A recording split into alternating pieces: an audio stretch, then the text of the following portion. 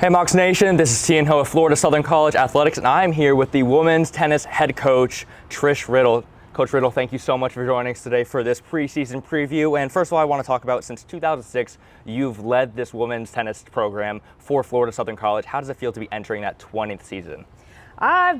It's gone by very quickly. I said a lot of phenomenal experiences, a lot of rewarding experiences, some great people. I'm fortunate enough to have kept in touch with many of my alumni and look forward to continuing to grow the program. I said it's always a in progress team, and look forward to continuing the success this year. Does that feeling of starting a fresh season ever get old for you?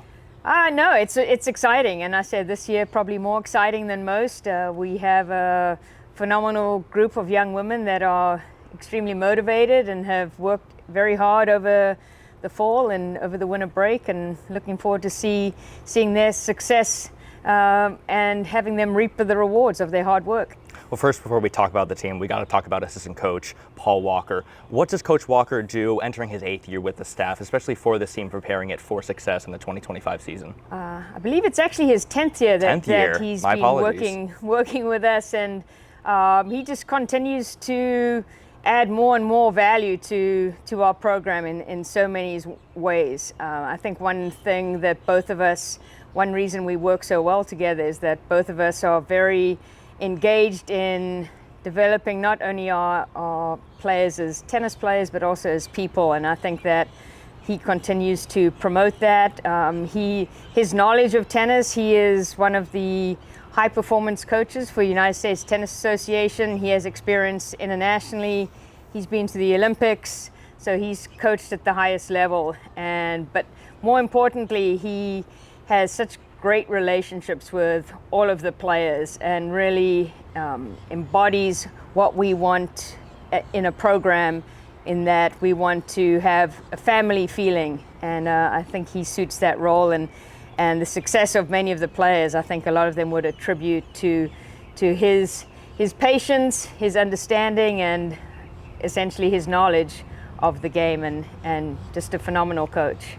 Always great to hear how Paul Walker is helping out with the girls. And we also have some new transfers coming in, some new freshmen. Tell us about that new crop of student athletes coming through and how they're going to help this team this year. We have one transfer coming in. Annika Berendorf is a junior from Germany, transferring in from Southern Arkansas, another Division II school where she had great success. Our level here in the Sunshine State and the South region is obviously extremely high, so she's adjusting to the level of competition, but I still feel that she is going to have an impact for the team, both in singles and doubles. She's also continuing to work hard, and I say she's out here more than most, and embracing the opportunity to compete at the level where we do compete. Then our two freshmen, we have Ellen Axler from Sweden and Emily Genowine from Ohio. Both phenomenal. They just slid right in as though they'd been here for a number of years, and it's exciting to see them integrate into the team and as people, but I say their talent on the court is coming through already. So really excited to see them participating in the competition as soon as we get started. I'm sure the fans are super excited to see the new faces, but they're also excited to see some of our key returners especially. Who are your key returners especially for this year, and what do you see that lineup potentially looking like with the FSC invite coming up? Lineup, I said probably one of our strengths is that we have a lot of depth. We lost an All-American player last year, so to fill that space is a little tough, but I think we have a strong team overall. Individually, returners, we have Olivia Bryant, who has had phenomenal record every year that she's been here. She's returning for her 5th season. I think if she could play 10 more seasons, she probably would. She is a true lover of the game and lover of the Mocs, so we're super excited to see how she can produce in her final season. And then we have Kelly Clarraine and Kennedy Brown, who finished out the year as our #1 doubles team and had good success, and they had a little bit of success in the fall with some key victories. So they are both returning, and they had some great results in singles as well. So I look forward to seeing them continuing that success. Another senior we have is Vivian Charvatova, who played quite extensively in the singles lineup last year, and over her years has been in the lineup consistently in doubles as well. So the seniors are certainly looking to continue their impact. Kennedy's a junior, Jolie's a junior, and we have our transfer Annika as a junior. And then our sophomore, Ronja Schurman, who played both singles and doubles last year, had considering as a freshman year in our league, was very strong. And I think she's going to continue to improve. So I think everybody, again, it's a team effort, which one of the things that makes college tennis so unique. Looking back at that 2024 season, excuse me, what are you looking to build off of heading into 2025? I think the fact that we were on the short end of many close matches, I think everyone's come back looking to turn that around. So I think the motivation has been fairly easy, and it's certainly coming from within the players. So I think that's only going to spark us and push us forward, because many of those opponents inside and outside of the conference that we will be playing again, I think they're looking to revenge those close losses and turn them into wins. So those are the things I think will help us.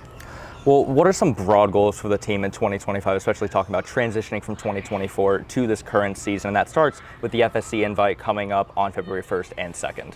Right, so this weekend it's not an official match, but it's an opportunity to compete against somebody other than your teammate. So that is, and both Flagler and St. Pete are nationally ranked teams in their respective divisions. So high level of competition, and just seeing where we're starting, and just getting those first matches under our belt for the spring, and then moving forward to the dual matches and some conference competition. Well, conference competition coming up, that's going to be your season opener against St. Leo. It's going to be right here at the Winnie Worden Tennis Center, 3 p.m. on Tuesday, February 11th. What are you looking to see in that matchup, especially against an in-conference opponent to open the season? So very similar to last year. They were our first dual match of the season last year, and it was one of those short, came up a little short. So I don't think my players are going to shy away from the competition and really want to get the season off to a great start. And I think we certainly have that capacity to do that. What is your interpretation of the strength of the Sunshine State Conference, especially when it comes to you playing against fellow in-conference opponents as a whole? Well, there's no question. I said the rankings certainly reflect when we have 6 teams in the top 4 teams in the country are the top 4 teams in our region, in our conference. Then you have a couple other teams in the top 20. We have other regional teams in the top 20. So there's no shying away from competition in our conference, and and everybody gets stronger every year. So I think it just strength breeds strength, and I think the conference has been the national champion for at least 10 years, I think maybe more. So we know if we can compete in the conference, then we're certainly up at that national level. Any final thoughts before we kick off the 2025 season? I think going back to building off 2024, I think we grew our community support. We have phenomenal fans and boosters and members of the tennis community that have really supported us by cheering on the sidelines and participating in some of our fundraising events. And I look forward to seeing many of them in the stands. I think that home court advantage, because we play a lot of our key matches at home this year. You mentioned St. Leo, so get the season off to a good start if we have a good fan base out there. And I think their support is so appreciated, not only by me, but certainly by our players. Our players have done a great job interacting with many of our boosters and making it a fun environment, which is what we're trying to create. All right, well, Coach Riddell, thank you so much for joining us for this Tian. preseason preview. Moc Nation, that is going to do it for us here today. Be sure to show support for Coach Riddell here at the Winnie Worden Tennis Center for their season opener against the St. Leo Lions here on Tuesday, February 11th at home. It'll be the first of 11 total home matches for the women's tennis team right here at the Winnie Worden Tennis Center. As I mentioned, thank you, Coach Riddell, once again, and as always, go Mocs. Go Mocs.